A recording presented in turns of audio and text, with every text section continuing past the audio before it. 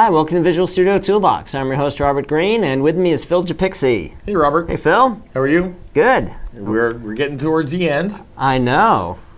We are continuing our discussion of design patterns. Design patterns. We've done the behavioral.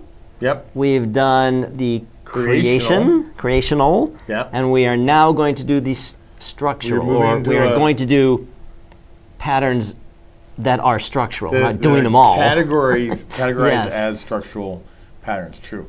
So let's review. Quick review of the different design patterns. Yep. Behavioral, that's how we communicate between objects. We talked about the command pattern strategy. Actually, we talked about quite a few behavioral patterns. Yep. The creational, how do we instantiate objects, right? We want to extract that away from our calling code and just have something to work with without having to create a new car each time. And we really covered the singleton and then the umbrella corp of the factories. Right. And then structural is what we're moving into. And this is how we compose and relate different objects together. And we're going to talk about 3 patterns, 2 in this episode, and that is the adapter and decorator. Facade. Adapter and façade is this one. Adapter and façade. Right. You're right. I have it in alphabetical order on my screen, and it really is not done in alphabetical order. And then the final one, our next episode, we'll talk about the decorator. Okay, cool. So let's talk about the adapter and façade, and I really clumped them together because whereas academically they're different, in practicality they pretty much do the same thing, but it's just how they operate and what they're operating on that distinguishes them. So let's just talk about this simple adapter. We really want to make something look like something else so we can use it. The example I use all the time for those of us with gray hair, we remember 2-prong outlets, right? And Dad would come home with a 3-prong plug. And you're sitting there looking at the outlet, you're holding the plug, so we did what every future engineer would do. We broke off that 3rd prong, right? Plug it right in. Not what you're supposed to do. What you're supposed to do is get one of those adapters. You get thing that you plug onto it. You plug into it. It's called an adapter. And it's got the little wire hanging off of it. You put that wire, attach it to the screw in the faceplate. No, I never did that. No, I always broke it off. But yeah. But then now I can plug it in. And that really is a 2-way adapter, right? Yep. I'm making the plug work into the 2-prong outlet, but then electricity then can flow into whatever the device it was I'm plugging in. So let's talk about, before we get into the code, let's talk about why we might use this in real life. And let's go back to the weather app that we've been talking about through several of these episodes. Right. You've got a button on a form, you push the button, and it's going to, for a particular city, bring back the temperature, the forecast, barometric pressure, whatever, weather stuff. Yep. Well, we talked about the command pattern, going to get that stuff. We talked about the factory pattern of how do we instantiate WeatherBug or the Weather Channel or MSN Weather or whichever client we're going to use or service we're going to use to get this. But now we're going to deal with the problem of, unless they all follow the exact same interface, calling them each will be a little different. So if I want to get the temperature from WeatherBug, maybe the call is called get temp. Right. If I want to get it from the Weather Channel, maybe it's called current temperature. And it's a property and not a method, right? So what we have to do is we have to take that 3-prong plug and make it fit into a 2-prong outlet. We do it with an adapter. Yep. And adapters actually can work both ways as the electricity flows. Let's say when we call get temperature, we're getting a number back. When we're calling it on WeatherBug, we get a number back. But maybe on the Weather Channel, it's a string because it's got the F or the C, and we have to parse that. Well, we don't want to have that inherent knowledge in our application to know exactly how to talk to this return type. Because then what we have done is we have hard-coded an implementation detail into the caller. Right? So what I want to know is I want to be able to say I'm always getting back, maybe it's an object, a custom object that has the temperature as an integer or a decimal, if you care about the fractions, and an enumeration that says Fahrenheit or centigrade. And you always want to get that same type back. Well, that would be an adapter. Okay? Yep. Okay. So I always like, and we've talked about this on many shows, I'm going to say it again in case you're picking up the series right here, I don't use domain-specific code when I do examples, because if we did banking, for example, one of you is probably an expert in banking and would call me out, I'm not doing the domain correctly. So I actually picked Rocky and Bullwinkle as my domain because, hey, I'm from that era, and I don't think you can call me wrong for talking about a talking moose and a flying squirrel. You talk about moose and squirrel, it's never wrong. And Natasha and Boris. So we have, well, let's go into the definition of what a moose is. And again, I don't have the comment in here, but you've seen the comment in many other examples. You should not have all these classes in one file. That's just bad form, makes it hard to support. But for the sake of teaching, we keep it together. So I had this moose, and it implements an iMoose interface, and it has two methods, run and charge. I have a bad guy, and all bad guys can do is drive or shoot, and a flying squirrel that can fly or drop acorns. Okay. And that's fine. Those are the characteristics of those. This is the get temperature, get temp, get current conditions, whatever the call is. Right. Now I want to work on these things collectively in a collection. So I want to be able to just call chase, flee, or attack, or defend, some common method. Get temperature. Right. What I have to do is make each of these guys look like some other interface. We usually start that with creating a new interface.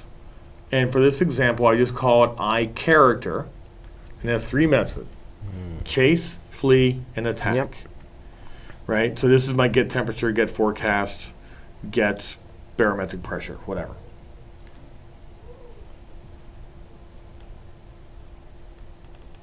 Now we have to create an adapter. So let's look at the Moose adapter first. So the Moose adapter implements iCharacter. Takes in an iMoose in a constructor, and then it maps my common interface methods to the specific methods of that moose. And this is the key point of this pattern. It's a mapping. It is. You always want your characters to chase, flee, attack. Yes. But the way the moose, the squirrel, the bad guy are written, they don't necessarily call it chase, flee, attack. It's run, charge, it's drop acorns, it's whatever else it is. You're not going to change that underlying code. Right. You're just going to put an adapter on top of it so that when you use these, they chase, they flee, they attack, and then this code here is the adapter that maps what you want to call it to what it's actually called, to just make it easier for you to not have to remember what is it that a moose does. A moose chases. Right. You just create the adapter, and now from now on, you just call moose.chase, and it does what it does. Well, you don't call moose.chase, you would call iCharacter.chase. iCharacter.chase, correct. It's the actual adapter. Sorry. Yes. And it's two ways. So let's say that run actually returned a decimal for the moose. Well, we could certainly truncate that into an integer and make it look like what we want to get back out of it. Right. Okay? And it's the typical problem that you mentioned with the weather app, right? So now I've got all these different things. And could I solve it without this pattern? Yes. I could write a lot of code. I can make an array list, which is not strongly typed, and I could return this object or these objects in an array list, and then each time I want to call something, I'd have to check the type. So I've got a switch statement in there saying if type is moose, then I now have to know in my head that chase actually equals run. Right. And I have to constantly do that in code. So what this does for us is saves us huge amounts of time down the road. You just do the mapping once, and then you forget about it. Yes. You just call what you want it to be called, get temp, chase, whatever it is, you get to decide, and then you just call it once because you created the mapping. And then if you have to change, or if you have to create a new one, you just go change the adapter once. Right. Awesome. Yep. So you can have multiple adapters, right? Yep.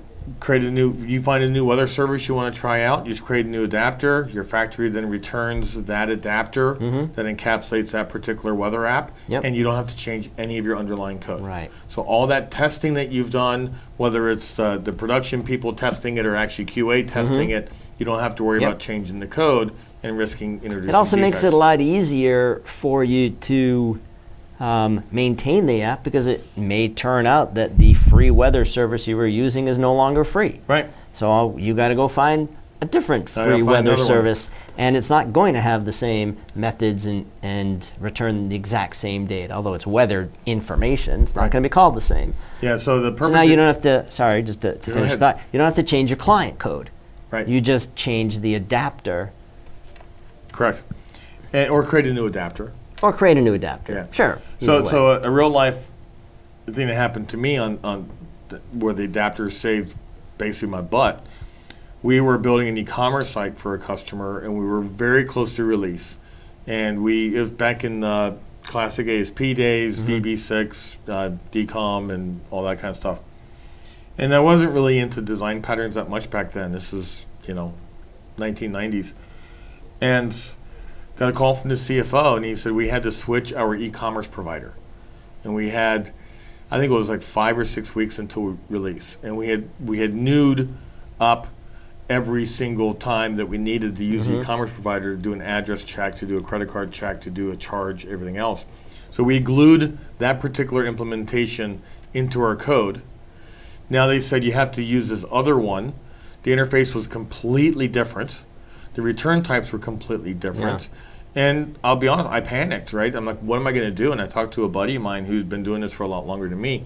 And he said, well, just use an adapter. And so, long before the Google search of today, got the original Gang of Four Patterns book, read it, at least that chapter, and went, oh, yeah. So I created an adapter around a new e-commerce provider, and all I had to change in my code, this is so bad because I'm changing code that was tested, but I just changed what I was newing up. Right. I was creating an instance of the adapter instead of the old credit card provider, then all the method calls worked exactly the same. Yeah, because you just made the new one look and behave like the old one with the same names, same return types, and then you just wrote the mapping layer. Yeah. Sweet. Yep. So this is a great pattern. I use this a lot. Think of if you're using a third-party control and you want to switch vendors, right? Because you don't want to have vendor lock-in or whatever the reason is, doesn't matter. Well, again, you can just write an adapter to make that new third-party control look like the old one. Because you're not going to get in, you don't have access to third-party code to make those changes. Right. Cool. All right, so the facade, in the second half of the screen, is much like an adapter, although what the goal for the facade is to provide a simplified interface to usually disparate systems. So let's go back to your weather app. Let's go back to your weather app example. Okay. Put it back on us. Sorry. I was going to reach over and hit the keyboard, but I didn't. Okay. Let's go back to your weather app example. Okay. Right? And what you've learned is that where you've got the adapters in place for all these different weather apps. But you're on the market, and what you've realized is that, I'm not going to use any names because I don't want anybody getting mad, but weather service A is really accurate with the temperature, but it's terrible at doing a forecast. Okay. Weather service B is really good at doing a forecast, and weather service C is really good at doing humidity and air quality. Well, you don't want to have to create all three of these and remember which one to call. So what we want to do is we want to make a simplified interface, probably the same interface that we're using. It says get forecast, get temperature, get air quality. But now that facade says, oh, you want to get the temperature? We're going to go to service A. You want to get the air quality? We're going to go to service C. So whereas they're very, very similar, the adapters and the facades, an adapter typically just makes one thing look like something else. Okay. A facade simplifies disparate systems into something that you need. Okay. So we've talked a lot about the e-commerce example. Let's use that, right? So bigger companies usually have multiple different systems. One to control inventory, one for purchasing. Maybe there's an interface with some delivery carrier, UPS or FedEx, or I'm going to make sure I name them all so I don't get somebody mad. And as a developer, I want to create a system that is very simple for the users of my system to do what they need to do. Let's look at the template method, right? Where we're calling into shipping or inventory. Do we have the inventory? Okay, pick it. It's going to another application to do the packaging, another application to schedule the shipping. Right. Well, as a developer, I don't want to have to remember, how do I call into this Java API to do inventory? Right. And I got to figure out how to do a web client or a REST client and do all this stuff going against Java. Remember what the URI is and everything else. No, I'm going to create a simplified interface that says check inventory, pick inventory, and maybe pass in a product number. So this facade then says, oh, you're calling this? Fine. I know that I need to take it to this system. I'm writing that heavy lifting code once, Right. working hard up front so I can be lazy down the road, right? And so it's the same for all these different systems. Yep. And that's the facade. So that's why I decided to put them together. Yeah, they're similar. They're very, very similar. Mm-hmm. And really it's just an academic difference as to whether you're just making one thing look like something else, Right. or taking pieces of something to simplify. Yep.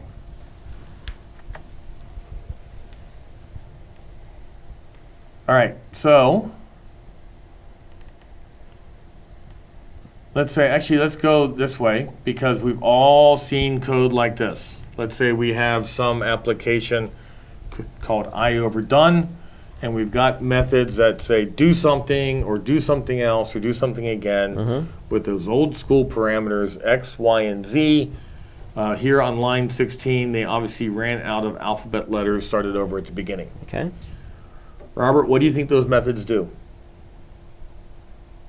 Something. Yeah, they do something, right? So now I have to figure out what each of these methods do, what the parameters mean, and then if I need to use this system, maybe this is the inventory system. Maybe do something else is actually checking inventory. Okay. But if I have to do that research each time, then it's going to slow me down and add friction. Okay. So what I really want to do is take the I overdone and the I confusing, and this was written by somebody who just learned to add methods through the automatic refactoring tool in Visual Studio, because you can tell the name is method 1 and method 2. Yeah. And make a simple interface that just calls the methods that I need off of these two systems. Okay.